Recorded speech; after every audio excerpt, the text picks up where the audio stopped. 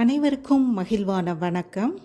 திருப்பதி வெங்கடாச்சலபதி கோயிலில் பெருமாளுக்கு தாடையில் எப்பவும் பச்சை கற்பூரம் சாத்துவாங்க. அந்த பச்சை கற்பூரம் எதனால் சாத்தப்படுது அப்படிங்கிறதுக்கு ஒரு புராண கதை ஒன்று இருக்குது. அதை பற்றி இன்றைக்கி பார்க்குறோம். அனந்தாழ்வார் அப்படின்னு சொல்லி ஒரு பெருமாள் பக்தர். அவர் ராமானுஜரோட சீடர். அவரோட குருவோட கட்டளைக்கிணங்க அவர் திருமலையில் தங்கி பெருமாளுக்கு புஷ்ப கைங்கரியம் செய்கிறதுக்காக ஒரு பூந்தோட்டம் ஒன்று அமைக்க அவரோட கர்ப்பிணி மனைவியோட திருமலையில் போய் ஒரு குளம் ஒன்று வெட்டுறதுக்கு தொடங்குறாரு. அப்போ பெருமாள் தன்னோட பக்தனுக்கு அருள் செய்ய நினச்சி ஒரு சிறுவன் வடிவில் தோன்றி, நானும் உங்களுக்கு உதவி செய்யலாமா அப்படின்னு சொல்லி கேட்குறாரு. அனந்தாழ்வார் அதுக்கு மறுத்துடுறாரு. ஏன்னா அவர் மட்டுமே பெருமாளுக்கு கைங்கரியம் செய்யணும் அப்படின்னு ஆசைப்படுறாரு. அதனால் சிறுவன்கிட்ட வேண்டான்னு சொல்லிடுறாரு. அந்த சிறுவன் அனந்தாழ்வாருக்கு தெரியாமல் அவங்க மனைவி, கர்ப்பிணி மனைவி இருக்காங்க இல்லையா, அவங்ககிட்ட போய் நான் உதவி செய்கிறேன்னு சொல்லி மண்ணை கடப்பாறையால் வெட்டி கொடுக்குறாங்க. அவங்க மனைவி வேகமாக கொண்டு மண்ணை ஃபுல்லாக கொட்டிக்கிட்டு இருக்காங்க.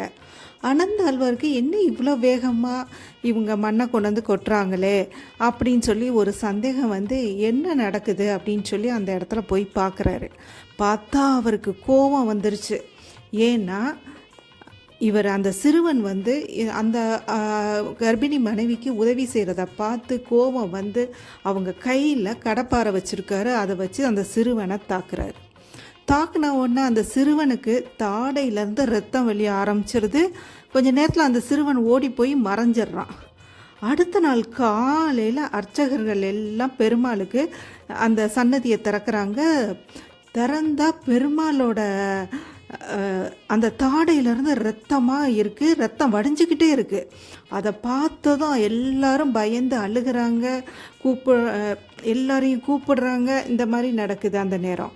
அப்போ அர்ச்சகர் எல்லாரையும் பார்த்து சொல்கிறாங்க, அர்ச்சகர்லாம் பயப்படாதீங்க அப்படின்னு சொல்லி ஒரு அசரீரி, பெருமாள் அசரீரியாக சொல்கிறாரு, அனந்தாழ்வாரை இங்கே அழைச்சிட்டு வாங்க அப்படின்னு சொல்லி சொல்கிறாரு.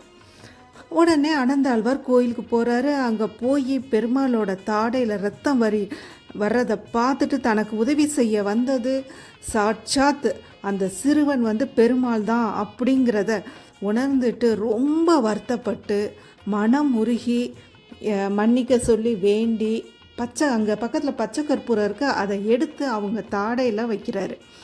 அந்த பெருமாளோட தாடையில் வச்ச உடனே பெருமாளுக்கு ரத்தம் வழிகிறது நின்றுது.